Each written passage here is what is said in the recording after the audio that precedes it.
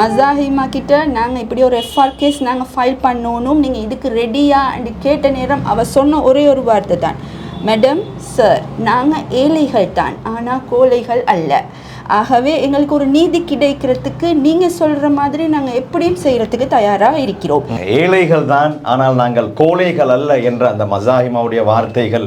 வீடியோக்களை மிஸ் பண்ணாமல் பார்க்க இன்றே ஷார்ட் நியூஸ் யூடியூப் சேனலை சப்ஸ்கிரைப் பண்ணுங்கள். அஸ்ஸலாமு அலைக்கும் வரஹ்மத்துல்லாஹி வபரகாத்துஹு. மீண்டும் ஒரு சிறப்பு காணொளி வாயிலாக உங்கள் அனைவரையும் சந்திப்பதில் மகிழ்ச்சி அடைகிறேன். உங்களுக்கு தெரியும், இன்றைய நாளிலே சமூக வலைத்தளங்களிலே அதிகமாக பகிரப்பட்ட ஒரு செய்தியாக இருந்தால் சகோதரி மசாஹிமாவுக்கு நீதி கிடைத்து விட்டது என்ற செய்தியை அதிகமானவர்கள் பகிர்ந்திருந்தார்கள். உங்களுக்கு தெரியும், 2019ஆம் ஆண்டு ஈஸ்டர் தாக்குதலை தொடர்ந்து என்னங்கடா எதற்கெல்லாம் கைது செய்கிறார்கள் என்ற எந்த விதமான காரணங்களும் இல்லாமல் சின்ன சின்ன விடயங்களுக்காக வேண்டி பலரும் கைது செய்யப்பட்டார்கள். மொபைலிலே ஏதாவது ஒரு பயானை வைத்திருந்தார், வீட்டில் ஒரு அரபு கிதாபை வைத்திருந்தார், ஒரு கருப்பு நிறமான தோபை வைத்திருந்தார், இப்படி சொல்லனா துன்பங்களுக்கு முகம் கொடுத்தது முஸ்லிம் சமூகம். அந்த அடிப்படையிலே இந்த கைதுகளின் தோரணையிலே நாங்கள் பார்ப்போமாக இருந்தால் மஹியங்கன ஹசலக்க பகுதியைச் சேர்ந்த சகோதரி மசாஹிமாவுடைய கைது இலங்கை வாழ் முஸ்லிம்களுடைய மனங்களை ரொம்பவே புண்படுத்திய ஒரு விடயமாக பார்க்கப்பட்டது. ஒரு அப்பாவி தாய் தன்னுடைய ஆடையிலே தர்ம சக்கரம் இருந்த காரணத்துக்காக வேண்டி, தர்ம சக்கரம் என்று அவர்கள் சொன்னார்கள், உண்மையிலே தர்ம சக்கரம் இருக்கவில்லை, கப்பலின் சுக்கானம் தான் அங்கே இருந்ததாக சொல்லப்படுகின்றது. அப்படி ஒரு குற்றச்சாட்டை சொல்லி அந்த அப்பாவி தாயை கைது செய்து பல நாட்கள் சிறைவாசம் அனுபவித்ததற்கு பின்னால் அவரை பிணையிலே விடுதலை செய்யப்பட்டு பல நாட்கள் இந்த வழக்கு சென்று இன்றைய நாளிலே நீதி கிடைத்திருக்கின்றது. இப்படி இந்த முஸ்லிம் சமூகத்திற்கு இழைக்கப்பட்ட மிகப்பெரிய அநியாயங்களிலே சகோதரி மசாஹிமாவுடைய அநியாயம் யாராலும் மறக்க முடியாத ஒரு காரணமாக இருக்க இன்றைய நாளிலே சகோதரி மசாஹிமாவுக்கு நீதி கிடைத்திருக்கின்றது. இந்த வழக்கு முற்றுமுழுதுமாக சகோதரி மசாஹிமாவுக்கு பின்னால் இருந்து சட்டத்தரணி நுஷ்ரா ஜரூக் அவர்கள், அவர்களுடைய கணவர் உட்பட இன்னும் பல சட்டத்தரணிகள் இந்த வழக்கு விடயத்தில் ஈடுபட்டு எந்த விதமான ஊதியத்தையும் எதிர்பார்க்காமல் வெறுமனே அல்லாஹுக்காக வேண்டியும் சமூக மேம்பாட்டுக்காக வேண்டியும் குரலற்றவர்களின் குரல் அவர்களுக்கான நீதி கிடைக்க வேண்டும் என்ற அடிப்படையிலும் பாடுபட்டு இன்றைய நாளிலே நீதியை பெற்றெடுத்திருக்கின்றார். எனவே நாங்கள் சட்டத்தரணி நுஷ்ரா ஜரூக் அவர்களை நாடி வந்திருக்கின்றோம். இன்றைய நாளிலே நீதிமன்றத்தில் நடைபெற்ற விடயம் சம்பந்தமாக பேசுவதற்காக வேண்டி எம்மோடு இணைந்திருக்கின்றார். சலாம் கூறி வரவேற்றுக் கொள்கின்றேன். அஸ்ஸலாமு அலைக்கும் வரஹ்மத்துல்லாஹி வபரகாத்துஹு. வலைக்கும் சலாம் வரஹ்மத்துல்லாஹி வபரகாத்துஹு. முதல் கண் அல்லாஹ்வுக்கு நன்றி செலுத்தியவளாக அல்ஹம்துலில்லாஹ், எல்லா புகழும் அல்லாஹ்வுக்கே. அடுத்தது சமூகம் சார்பாக எங்களுக்கான பிரார்த்தனைகளில் ஈடுபட்ட அனைத்து நல்லுள்ளங்களுக்கும் ஜஸாக்கல்லாஹு ஹைரா. இந்த வழக்கை பொறுத்த வரையில் சூன் ஆஃப்டர் த ஈஸ்டர் அட்டாக் 2019 5ஆம் மாதம் 14ஆம் தேதி ஹசலக்கே போலீஸாரால் மசாஹிமா சகோதரி கைது செய்யப்படுறாங்க. அவங்க ஐசிசிபிஆருக்கு கீழே கைது செய்யப்பட்டதால் மஹியங்கன மேஜிஸ்ட்ரேட்டுக்கு பிணை வழங்கும் அதிகாரம் இல்லை. அதனால் அவங்க 16 நாட்கள் சிறையில் அடைக்கப்படுறாங்க. அதுக்கு பிறகு அட்டர்னி ஜெனரலோட அறிவுரையின்படி இவங்க வந்து ஐசிசிபிஆரை நீக்கி நார்மலாக பீனல் கோட் செக்ஷன் படி இவங்களுக்கு பிணை வழங்கப்படுது. இவங்களோட சார்ஜ் என்னன்னு கேட்டால் இவங்க தர்ம சக்கரம் பொருந்திய ஒரு வடிவத்தை வந்து ஆடையில் அணிந்திருந்தார்கள். அப்போ இது சம்பந்தமாக தெளிவை பெறுறதுக்காக வேண்டி ஸ்ரீலங்கா ஸ்டாண்டர்ட் தர நிர்ணயங்களை பார்க்குற அமைப்பு இருக்குது. அசலக்க போலீஸாரால் அங்கே அனுப்பி இது தர்ம சக்கரமா என்று பார்த்து ஒரு முடிவு சொல்லி கேட்டிருந்தாங்க. ஆனால் அங்கே தர நிர்ணயத்தில் வந்து வந்த முடிவு என்னன்னு கேட்டால் அவங்கக்கிட்ட ஒரு ஸ்டாண்டர்ட் ஃபார்மட் இல்லை, தர்ம சக்கரம்டா என்ன என்ற ஒரு ஸ்டாண்டர்ட் ஃபார்மட் இல்லை. அதனால எங்களுக்கு ஒரு முடிவு சொல்லலாம் என்ற ரீதியின் அடிப்படையில் அட்டர்னி ஜெனரல் சட்டமா அதிபர் அறிவுறுத்தலின்படி இவங்களுக்கு பிணை வழங்கலாம், ஐசிசிபிஆரை நீக்கி இவங்களுக்கு பிணை வழங்கலாம் என்ற முடிவின் அடிப்படையில் 3ஆம் தேதி 6ஆம் மாதம் 2019 வந்து இவங்களுக்கு பிணை வழங்கப்பட்டுச்சு. அதுக்கப்புறமா சுமார் ஒரு வருஷம், அதாவது 2020 8ஆம் மாதம் 17ஆம் தேதி வரைக்காட்டும் மஹியங்கனையில் கேஸ் நடந்துச்சு. ஒவ்வொரு முறையும் ஃபர்தர் ரிப்போர்ட் போடுறாங்க. அதுக்கு போகிறோம் அட்டர்னி ஜெனரலோட இன்ஸ்ட்ரக்ஷன் படி இவட மேலே இந்த வழக்கை கொண்டு போகிறதுக்கு எந்த விதமான இதுவும் இல்லை, போதிய ஆதாரங்கள் போதிய சான்றுகள் இல்லை என்ற அடிப்படையில் வழக்கு வந்து தள்ளுபடி செய்து அவர் நிரபராதி என்று அங்கே விடுதலை செய்கிறாங்க. ஆனால் அதோடு நாங்கள் நிற்காம மஹியங்கனைக்கு முதல் டைம் நாங்கள் போகிற நேரமே சட்டத்தரணி ஹிஜாஸ் இஸ்புல்லா அவங்க வந்து தொடர்பு கொண்டு சொன்னது இது சம்பந்தமாக ஜனாதிபதி சட்டத்தரணி ஜேசி வெளியமுனா அவர்கள் வந்து இந்த பாதிக்கப்பட்ட சகோதரியை வந்து அவருக்கான நட்டையிட பெற்றுக் கொடுக்கும் முகமாக உயர் நீதிமன்றத்தில் எஃப்ஆர் ஒன்று ஃபைல் பண்ண ரெடியாக இருக்கிறாங்க.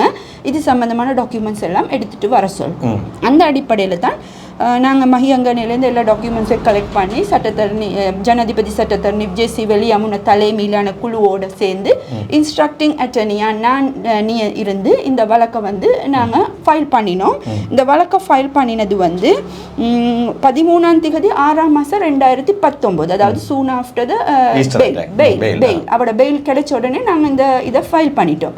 அல்ஹம்துலில்லாஹ் உயர் நீதிமன்றத்தில் முதலாவது சப்போர்ட்டில் வந்து எக்ஸெப்ட் பண்ணப்பட்டுச்சு. அதாவது இப்படி ஒரு இது ஒரு ஃபண்டமெண்டல் வயலேஷன் தான் என்றது எக்ஸெப்ட் பண்ணப்பட்டு அடுத்தடுத்த ப்ரொசீஜர் எல்லாம் போயிட்டு ஆர்கியூமெண்ட்டோட இன்றைக்கு வந்து அதுக்கான ஜட்ஜ்மெண்ட் வந்திருக்கிறது. அல்ஹம்துலில்லாஹ் இந்த ஜட்ஜ்மெண்ட்டின் அடிப்படையில் அரசியலமைப்பின் ஆர்டிக்கல் 12(1), 12(2), 13(1) வயலேஷன் மீறப்பட்டுள்ளது என்றதை உறுதிப்படுத்தியதோடு அவக்கான நஷ்டஈடாக ஹசலக்க ஓஐசி அந்த டைமில் இருந்த ஜேபி சந்தன நிஷாந்த் அவர் வந்து அவரோட சொந்த காசிலிருந்து 30,000 ரூபா கம்பன்சேஷனையும் வழங்க வேண்டும் என்றதோட அரச காஸ்ட் என்று சொல்லுவாங்களே வழக்கு நடக்கிறதுக்கு தேவையான செலவுகள், இந்த செலவு வந்து எவ்வளோ வந்து கணிப்பிட்டு அந்த தொகையும் வழங்குறதுக்கு நீதிமன்றத்தால் ஹானரபிள் ஜஸ்டிஸ் 3 ஜஸ்டிஸ் இருந்தாங்க, அவங்க வந்து தீர்ப்பு வழங்கினாங்க. இதில் வந்து முக்கியமாக நாங்கள் பேச வேண்டிய விஷயம் என்னன்னு கேட்டால் ஐஜிபிக்கு ஒரு ஆர்டர் ஒன்று போடப்பட்டுச்சு. ஐஜிபி கண்காணிக்கணும் இந்த சந்தன நிஷாந்தை வந்து இந்த காசை வேறு யாருக்கிட்டையும் அறவிடுறாரா இல்லாட்டி எங்கே சரி வசூல் பண்ணுறாரா பண்ணாமல் அவரோட சொந்த சல்லிலிருந்து தான் இதை கொடுக்கணும் என்றதை கவனித்து ரிப்போர்ட் ஒன்று கோர்ட்ஸுக்கு சப்மிட் பண்ண சொல்லியிருக்கு. இதில் என்ன விஷயம் என்று சொன்னால் இவர் செஞ்சது குற்றம், அதாவது இப்படி ஒரு கைது வந்து குற்றம் என்றது நீதிமன்றத்தின் மூலம் உறுதிப்படுத்தப்பட்டிருக்கு. அல்ஹம்துலில்லாஹ் ஒரு 6 வருடம் கடந்தாலும் எங்களோட இலங்கை நீதிமன்றத்தில் இருக்கிற வேலை பளு காரணமாகத்தான் இந்த டைம் ஒரு பாரா இருக்குது. அப்படி இல்லாமல் பாதிக்கப்பட்ட ஆட்களுக்கு நிச்சயம் நீதி கிடைக்கும் என்றது இது ஒரு சிறந்த உதாரணமாக நாங்கள் சொல்லி நிச்சயமா அல்ஹம்துலில்லாஹ் நீதி சாகவில்லை என்பதற்கு மிகப்பெரிய ஒரு உதாரணமாக இன்றைய சகோதரி மசாஹிமாவுடைய வழக்கு தீர்ப்பை சொல்லலாம். ஆனால் சமூக வலைத்தளங்களிலே நான் பார்த்தேன் அதிகமானவர்களுடைய பின்னூட்டங்கள் உங்களை வாழ்த்தியதோடு ஏன் 30,000 நியமித்திருக்கின்றார்கள், இது குறைந்த நட்டையீடு, அப்படியான ஒரு விடயத்தை அதிகமானவர்கள் பகிர்ந்திருக்கின்றார்கள். ஏன் அப்படியான ஒரு குறைந்த நட்டையீடு? அது ஜட்ஜஸ்ட் தீர்மானம் தான், அதில் எங்களுக்கு எந்த இதுவும் செய்ய இயலாது. அந்த சந்தர்ப்பத்தில் அவங்க அதை தீர்மானிக்கிற அமௌண்ட்டை தான் நாங்கள் நஷ்ட ஈடாக நாங்கள் எடுக்கணும். ஆனால் எங்களுக்கு இங்கே முக்கியம் நஷ்ட ஈடு இல்லை. ஆனால் உண்மையாக சகோதரி மசாயிமா மனதளவில் எவ்வளோ பாதிச்சிருக்கிறாங்க, ஒரு நோயாளி, அவங்களுக்கான உடல் மன தைரியத்துக்கு இந்த 30,000 வந்து உண்மையாக போதாது.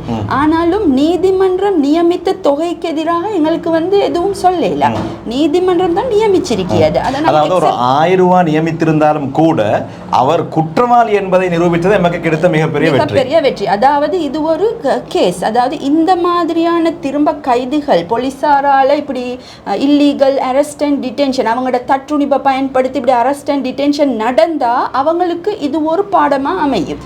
அதாவது ஏனைய இந்த இலங்கையில உள்ள ஏனைய சமூகத்தினரும் யாரா இருந்தாலும் இப்படி போலீசால ஏதாவது ஒரு அநியாயம் நடந்துச்சுன்னு சொன்னா அதை தட்டி கேட்கறதுக்கு இந்த கேஸ் ஒரு முன்னுதாரணமாக இருக்கும் என்றதை தான் நாங்கள் பார்க்க வேண்டும். நஷ்டஈடு என்றது இல்லை. என்னென்று கேட்டால் சகோதரி மசாயிமாவுக்கு வந்து ஸ்ரீலங்காவில் இருக்கிற முஸ்லீம்கள் மட்டுமில்லை, உலகளாவியில் இருக்கிற ஸ்ரீலங்காவோட சம்மந்தப்பட்ட முஸ்லீம்கள் வந்து துவா செய்கிறாங்க, நிறைய அவங்களுக்கு ஹெல்ப் எல்லாம் பண்ணியிருக்கிறாங்க. இன்ஷா அல்லாஹ் இனி வரும் காலங்களையும் அவங்களுக்கு வந்து அதுக்கான பலன்கள் கிடைக்கும். அதனால நாங்கள் இதை பெருசாக எடுக்க தேவையில்லை. எங்களுக்கு தேவை இந்த வழக்கில் அவரோட உரிமை பாதிக்கப்பட்டது என்றதை வந்து நாங்கள் நீதிமன்றத்தின் ஊடாக ஊர்ஜிதப்படுத்த வேண்டும் என்றது தான் என்றதை நான் சொல்லிக்கொள்கிறேன். இன்னும் ஒரு முக்கியமான வினாவை தொடுக்க வேண்டும். சகோதரி மசாஹிமாவை போன்ற இந்த சமூகத்தில் இன்னும் ஏராளமானவர்கள் பாதிக்கப்பட்டிருக்கிறார்கள். ஆனால் அவர்கள் எஃப்ஆர் கேஸ் ஒன்று ஃபைல் பண்ணாமல் பயந்து போய் எமக்கு நீதி கிடைக்குமா என்றெல்லாம் எண்ணிக்கொண்டு இருக்கின்றார்கள். அவர்களுக்கு நீங்கள் சொல்லக்கூடிய ஆலோசனை என்ன? உங்களுக்கு கொஞ்சம் பழைய 6 வருஷத்துக்கு முன்னுக்கு நினைவுபடுத்தினேன்னு சொன்னால் மசாஹிமா கிட்ட நாங்கள் இப்படி ஒரு எஃப்ஆர் கேஸ் நாங்கள் ஃபைல் பண்ணணும், நீங்கள் இதுக்கு ரெடியா என்று கேட்ட நேரம் அவள் சொன்ன ஒரே ஒரு வார்த்தை தான், மேடம் சார் நாங்கள் ஏழைகள் தான் ஆனால் கோழைகள் அல்ல.